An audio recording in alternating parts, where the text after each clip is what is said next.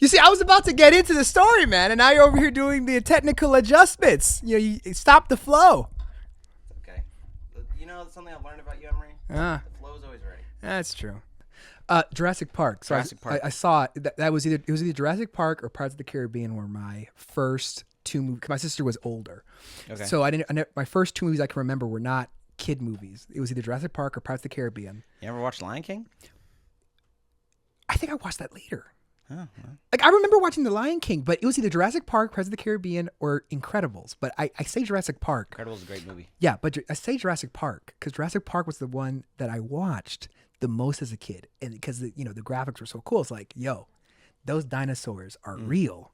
So then I wanted to become a paleontologist. Okay. And then I was all into dinosaurs, went to Smithsonian. I could tell you all about these dinosaurs and all this stuff. And then my sister broke my dreams by showing me the behind the scenes one day. Oh, And you then found out it's not real. I realized dinosaurs weren't real, and I cried. I cried bitter tears. I said, "How dare you destroy my dreams?" so she did that. And then many years later, I saw Iron Man for the first time in theaters. Oh, And I love Iron Man. And I'll never forget, I threw away all the dinosaurs then, because then I decided we're going to do air and space. I had a journal. I started journaling my tech and my specs. I was like, this is my thing. And then I did that. I was trying to, during college, high school. I was like 16, 17. My parents, like, by the Church of Redeemer, right across, there's the airport. Airport. You can do private pilot license there, lessons. Yeah. So I tried to get into that. I was trying to get hours towards my private pilot's license. And then it was 10th grade because I took AP programming. Wait, I remember this phase. I remember Yes. you being really into planes. Yeah. And, like, you showed up one day with, like, flashcards or something, and we're like, these are the different planes, and this is this one, and this is this one. And I was like, It was great. man, I love how passionate you are about this. I wish I was passionate about things like this. It was great. And then I took programming in 10th grade, and my professor, Mr. Brooks, I got a C in the class. And I said, is programming essential to aerospace engineering? He said, yes. Turns out he did not know what he was talking about. That was not true. Definitely not true. But his mistaken identity, his mistaken thing led me down a path of, okay, so if programming is essential to air and space, then what am I good at? And I was like, well, I like politics. I like the law. Interesting. As a 10th grader, you said, 11th grader, you said, I like politics. It was definitely 10th. It was definitely 10th. I was like, I like politics, I like the law. Maybe being a lawyer's for me. And then it was also around that time when social media started kicking out. And then unfortunately, it was like every single week there was a Freddie Gray. There was like just there's always something happening with black men or women being oppressed by police or something to that effect. And it made me feel really down. And I was like, I could do that. Like, not the oppression, but I could be an attorney. Yeah. To like, I can help them. Yeah. And it was just so visceral. And I remember because there was an organization called American Legion. They're veterans. They had like an oratorical contest. I did that in high school. Sophomore, junior, senior years, like, why? What is it about America? Like, take an amendment and talk about the amendment or something like that. And I memorized the Constitution, a couple other things, and then, I've always dabbled between law or politics. I think it was probably around sophomore year, junior year too, when I started saying president because everyone kept typecasting me as Barack Obama, and said, I'm so dead. And said, yo, you look like Barack, and I'm like, we look nothing alike. It definitely was. We don't look anything alike. But I started to lean into it. And then I think at one point I was like, okay, we're going to be president 2050. And then someone said, there's no election 2050. So I was like, okay, it's either 2052 or 2048. So I said, I'll just start claiming 2048. And yeah, I don't, even if I go through phases and I don't think politics is for me, I still claim it because God can go above and beyond all that you can ask or hope. So why not just claim something so ridiculous? And maybe God will do something. You never know. You never know. I mean, I think it would just be incredible. I feel like I really have no intention to talk about politics. It's not the this main wasn't topic politics. of This was just topic, but I think you'd add a lot of value. our political landscape. Here, Um, I'll pivot slightly, but it's still on Well, topic. we're also like 27, so. Well, I mean, I'll say this. So just for context, my wife is sitting over here. So that's if Emery's looking over there or I'm looking over there, that's who we're looking at. So I hope. Can you check the camera for me? Actually, I don't know why it's pink on the screen, but I think it's just the monitor. I think it's just the You monitor. see, the minute you try to control the conversation, Joe, it turned pink in rebellion. No, it was actually when you started talking. Oh. You two should do an episode about y'all's relationship, and I would listen to that. Full stop. So I appreciate that. But Fran and I actually we started a podcast. We were called the Amazing Podcast with an S, Amazing. Because this is something we used to say that all the time. We used to say you're amazing. And the branding's actually, I'm not gonna lie, the branding behind on the pod is pretty solid. But I decided, so this podcast is called the Together Podcast, and Together has an interesting history because I initially developed the brand for an app, and the app never came about. But then it was like I was starting to do freelance work, and so that became the name of that brand because I already bought the LLC. And then I was like, all right, well, you have an LLC? I did. Oh, hey, good for you, my dude. It crashed and burned. That's okay. Well, yeah, At least you tried. We did have it at one point, and then I was starting a podcast along with that. I was like, Together is kind of a good name for a podcast, and so within this podcast, there's actually multiple sub-series. And so there's the ones where it's just me and my friends, and that's kind of the Together Podcast. It's kind of general, right?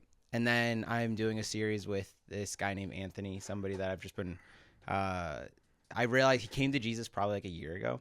And so there's like a lot of things that he just didn't know that I'm like, oh, wow, like I actually could help you with this. Like, you know, because, you know, there's sometimes you're like, you don't realize what you know until somebody asks you a question. And so he's asking a lot of those very kind of beginner questions that I can answer and help with. So that sub-series is called Grow Together, right? And then Fran actually wants to start one with all of her girlfriends, and I think they're going to call it Closer Together, right? And so, well, that's the name I pitched to Carolina, but it could be whatever. So. You see, you can't say Closer Together because like y'all married. So if he has a podcast called Together, then Closer Together, the people are going to look at that meta like, so wait, are you closer with your friends than you are with your husband? Girl Together. Actually, that would work. Maybe ours can be Closer Together. But you know, my dad did something very similar to what you guys are doing right now, except it was with his family. So my dad knew, he already had a sense that there's a possibility he could have another kid after my sister, but that there were people who were going to be alive then that weren't going to be alive when I came around. So he started doing a video documentary series. Wow. Very amateur with a Polaroid camera. And I didn't say bless you because that's a cough, but yeah. But he had a Polaroid, you know, you had to take the cartridges out, whatever. And he interviewed people who were dead when I was a kid. Like I never met these people. Who are dead now. Yeah. So like Big Mama, so my dad's grandmother, my great grandmother, I never met her. And there weren't really any good pictures we had of her in our collection. Like there's a couple photos from my dad's wedding, but she's kind of like either back to the photo or like side face. There's not like a really good full body. But my dad, he interviewed her at her at her home in Alabama, Birmingham. Wow. He had the lighting. It was on her deck, and she was definitely in her 90s because every now and then in the video she like glazes off, and he's like, "Big Mama, huh?" He's like, she comes back home. But he does it. He's like, you know, can you say your name? You know, can you tell a little bit about your history? And there was a couple, my great grandma, a couple uncles who are no longer here, but he did it, and I'll never forget that I appreciated him so much for it because I was awesome. Like, yeah, because like again, you have a photo, but I don't know what she sounds like. I don't know what was her demeanor. But it's also funny because like my sister and like my cousin were like really young. They were probably like 3. It's like they interrupted the interview like I think once or twice. It's funny seeing them like young, like and my dad's like, "Get out the way of Bianca." And she's like, "I'm to see it," you know. I want to be in the video too. Yeah. And I really want to do something very similar because I've always told my family like I'm gonna do this, and I never had time. But now that I'm like out of law school, like we should interview my grandma. I'm so serious. I think The only interview I ever done with my grandma was for a school project, but it was very brief. Mm-hmm. But I think as my grandma's getting older, she's starting to be more open about, Mm. especially Same. if she's of faith. Because my grandma, she came to Christ probably in her 20s, and she lived a very interesting life. It's only until recently we started to talk about like what was she like when she wasn't Christian. She's like, well, I don't want you to judge me. And I'm like, well, I'm not judging you. It's just I have more respect for you and how God Because of saved how you you. changed. Yeah. And again, like it's not political, but like when you think about it, like my aunts, they remembered the transition from like Jim Crow to not, and I don't think my kids will understand that. And even today, it's like it seems so far away, but to them, like I asked them like a couple years back, I was like, what was it like? And my dad was like, don't ask that question. My aunt was like, no, like, I'll tell you. Like, it was still the same. One day it was here, one day it wasn't, but we still operated the same way. And I know when I talked about Big Mama, my great-grandmother, it was interesting because, you know, there's always the stories they have on TV. And, you know, it's like, we have to, you know, unite and everyone can resist and protest. But in my family, that wasn't an option because they were so poor. Big Mama at that time, my great-grandfather got hit by a train and got killed. Whoa. He worked the tracks or something, and he had some train accident. And she had a very interesting conversation with my aunts and uncles when they were young. She's like, hey, I know there's this civil rights movement, you know, in Alabama, Birmingham, like, you know, where we are, you know. I just want to let you know, I'm too broke to bail you out of jail. So if you do this, you can't call home because I cannot, like, we have no car. We have no money. I can't bail you out. Yeah. So it didn't say no, just didn't say I can't help you. Yeah. And that's why they said, like, we never did any of the protest stuff. We never did any, not because we didn't necessarily want to believe, but we just didn't have the means to do it. So it makes it interesting for me when I think about, like, you know, if you ever want to like organize a protest or something, like some people just can't. Yeah. But it's beautiful. Like, there's other stories they have about, like, what was it like being a woman during that time period, or what was it like when you got married during those circumstances? What was it like? Because all my aunts usually had a couple kids. What was it like raising these kids? And you went from like being poor to not being poor. Like, what was that? And I just want to interview them because it's true that if I want to have like, so this is your great grandma's Big Mama. So this is my dad's grandmother. Is Big Mama. Yeah. Okay, yeah. But same thing, like on my mom's side, Mita is my grandma. That's what we say in Puerto Rican culture. Mita's my grandma. I knew my great grandmother, Abuelita. She died when I was like 8. Wow. But they went through stuff about growing up in the Bronx. What that was like, you know. And again, like my grandma has talked about, like, she used to be of a lighter complexion. She used to pass for being white. But my titis, the twins that are her youngest sisters, are very much smaller, very much more like, you know, Puerto Rican. Yeah, and they're darker skinned. Yeah. So my grandma talked about, like, you know, when they were on the bus, like she was able to like sit, you know, maybe like up front because they were in the back, you know, kind of. She said something to that effect, but she's definitely. Did she get the accent down? No. That's what I'm wondering, because like that's the part that would probably give you away is if you pass as white, but then you. If you looked at my grandma when she had her 20, like she had the hairspray, she had the firm plumpness. Yeah. But it's definitely one of the things that I want to do with my family, because like if I want to have like 2 boys, 2 girls, like one of them adopted, you know, like have that kind of not family. the adopted. Well, I'm joking, not like in a bad way. It's just what's interesting because like my abuelita, on my mom's side, my mom's grandmother was adopted. Oh wow. So back then on the island of Puerto Rico, it was an unofficial adoption because her parents got killed. So she was raised in a Catholic charity, and then it was some family that took her in kind of unofficially, like wasn't really official. Yeah. But it was because of their generosity that allowed her and her siblings to make it too. Yeah. So I'm a friend. I want to adopt at least one kid, you know, just one. We've definitely talked about it, Fran and I, which is pretty wild. I think it would be such a great thing. And I have some actual family friends that have benefited from it. But not to take over the pod, but I think the pod is a great idea. I do think doing it for your family is good, because for people like me who are so young that they're like, you never met this person, they passed away when you were like either non-existent or too young. Yeah, or even like I love the idea of I'm a big believer, and I think really going through Celebrate Recovery helped me with this. Yeah. But I'm a big believer in just transparency. Mm. Transparency. Yeah, you said it right. That's so weird. I like said it, and then I was like, "Is this wrong?" Anyways, I'm a big believer in transparency, and I'm just as like the principle that people will admire your strengths, but they'll connect with your weaknesses.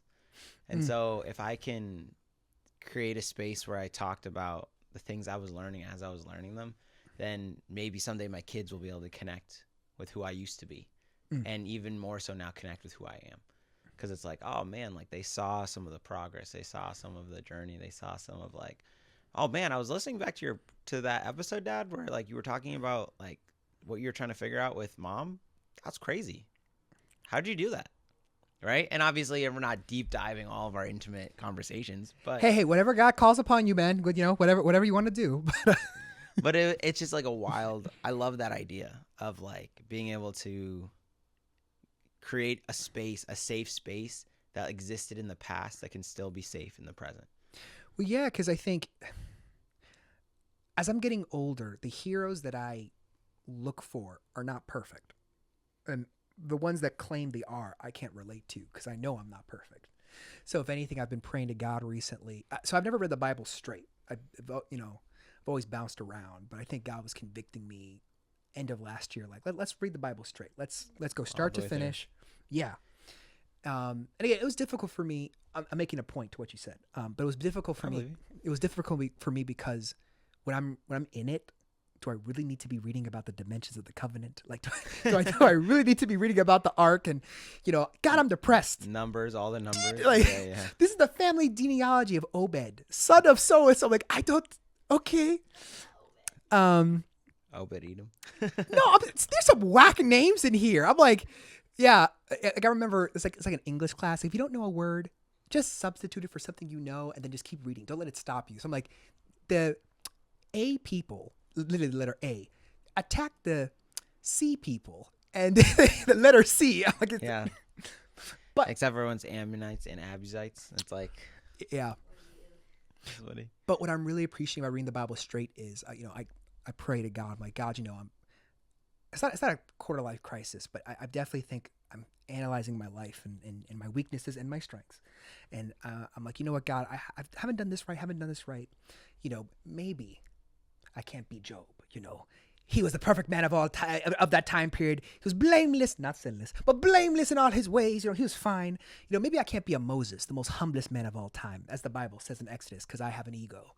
But I said, I could be one of those good kings, like Asa, in 2 Kings and 1 Kings, and 1 Chronicles, who, like he's a man after God's own heart. Did he allow the male and female prostitutes in the temple? Yeah, he didn't get rid of them, and maybe the statue of Baal was still up, but he did do some good things. He did some good things. And when the he wasn't no Queen Jezebel. Yeah, and like when the Ethiopians came, he cried out to the Lord, and the Lord heard his faithfulness and saved the people. Like, hey, don't quote me on that. There's a couple of the kings that are like, the prostitutes were there. There was a couple like Asherah poles, but they did a lot of good things. I think that's where I'm praying to God. Like, God, maybe I'm not like a Moses or a Job, but maybe I'm like one of those minor kings that's like, he did some stuff wrong, but he did a lot of right. He did a lot of right. And I think that's one of the benefits that I've been reading in my scripture and therapy is just my defects don't count me out from what God can do in my life. Yeah. And, you could have so-and-so who's just, the weakest of the tribes and, has a stutter like Moses and God's like, I will use you. Or you could be a murderer like Paul. Like Moses. Like Moses. And God's like, you have no choice. You will be used. Yeah. Period. So it just gives me hope. And I want my kids to see that side of their dad. Like,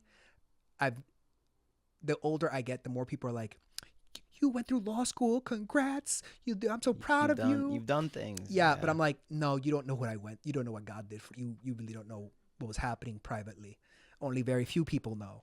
Yeah. And I want my kids to see that, like, you're a great dad. It's like, okay, I'm a great dad, but I'm not a great man. But who is? Jesus Christ. There you go. So I think that's a good thing on you, man. Seriously. I think it's a commendable sign of leadership too, that you're able to, like Paul, like be like, no, this is who I am, and then this is what God's done, and this is what I want Him to do for you. And you're not taking like Peter. Yeah, When yeah. Peter goes out like after Jesus, they try to like worship him. He's like, oh, get up. What are you doing? Yeah, yeah. We're human. Don't be worshiping me. But you're that's Peter. I'm not. I'm nothing. Get up. So Yeah. No, I get that. Oh man, I appreciate that. Yeah, it's a exciting thing, especially now, like about to become a dad, and like to just watch, be like, oh man, what am I? How am I choosing now that will create the world that she will ultimately live in? Mhm. And feel like I've learned to be a lot more attuned to like the intangible things, Mhm. and so who I choose to be and how I choose to treat my wife or how I choose to treat other people, I carry all that with me, and I come into an environment, my home, and that becomes part of the texture of the soul space, which is a very interesting. Mhm. It's almost like you're either bringing, like, what furniture you bring in. Hey, this is a value that we have, right? This is the structures that we have. Maybe you're coming in with a attitude, and it's like a fragrance or an aroma in the soul. It's like, oh man, is this a sweet fragrance or does it smell like crap, right?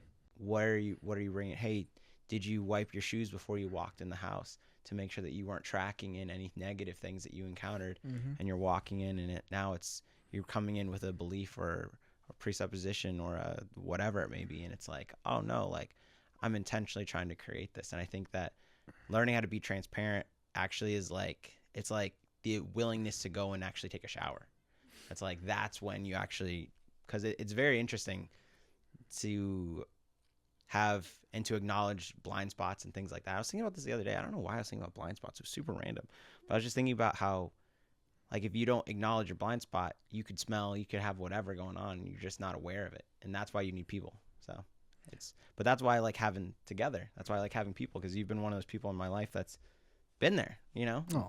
Like, and I know we didn't stay super connected throughout like college and all those things, but I'm grateful because I knew if I ever did need somebody, I could hit you up, Aw. right? So, which is pretty cool. Well, I mean, I'll say this, and hopefully you know that I'm just not saying Christian things to be Christian. This is my personality. But He's not a poser. yeah, I'm not. I'm not. Some people are like, "Are you really this Christian?" I'm like, "Well, yeah. I mean, it's my personality." He really is. I think it's Romans where it talks about gifts. I just finished it actually. I was speed reading it because I had nothing else to do. So instead of watching TV, I decided to read the Bible. And God's been really convicting me on kind of like how I'll tell you, like I was playing Lucifer. I'm playing Lucifer for the Easter production, and I'm taking it seriously. Like that's a pivotal role of the play. Can I do it? Do I have the time to do it? Can I make time for work? You know, it's Paul who says, you know, if you have gifts of prophecy, then prophesy. You know, if you have gifts of service, then serve. Paraphrasing. The one he does, that's not a pattern. Like, poems, it rhymes, is the leadership one. It says, if you have leadership, take it seriously, it says.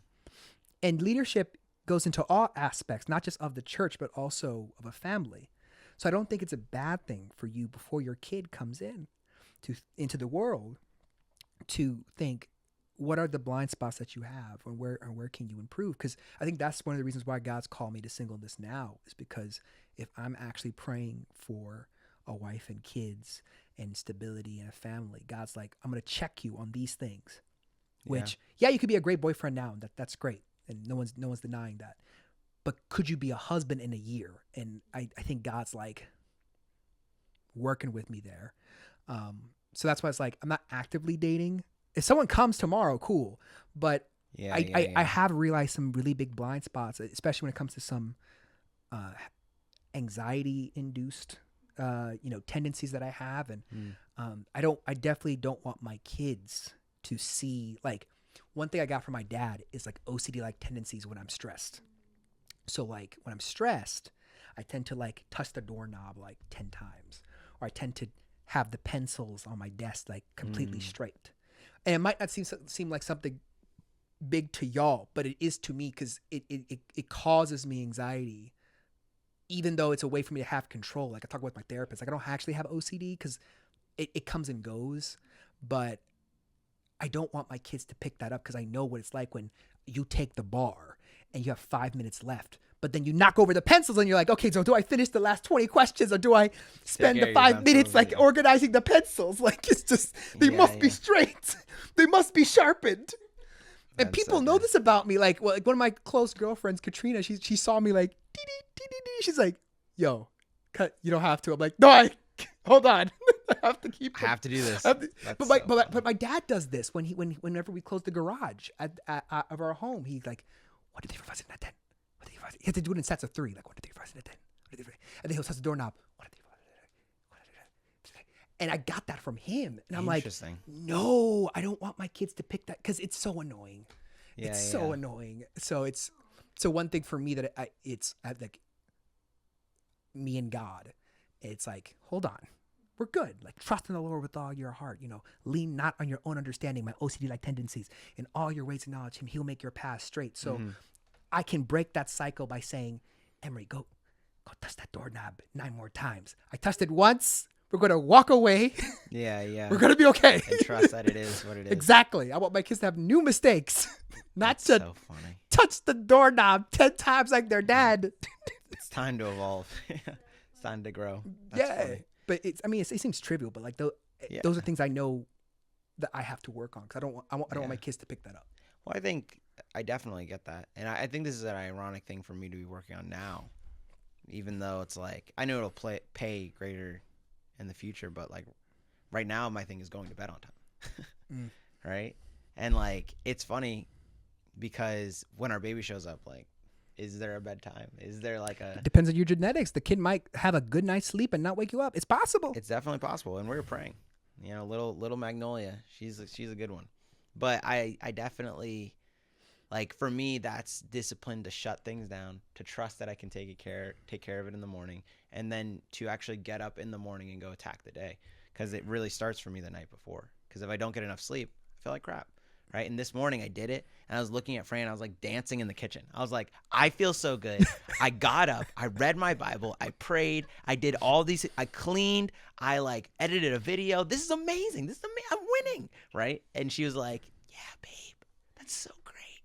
And I was like, no. I'm going to bed at 10. Like, this is what needs to happen. So, which is funny.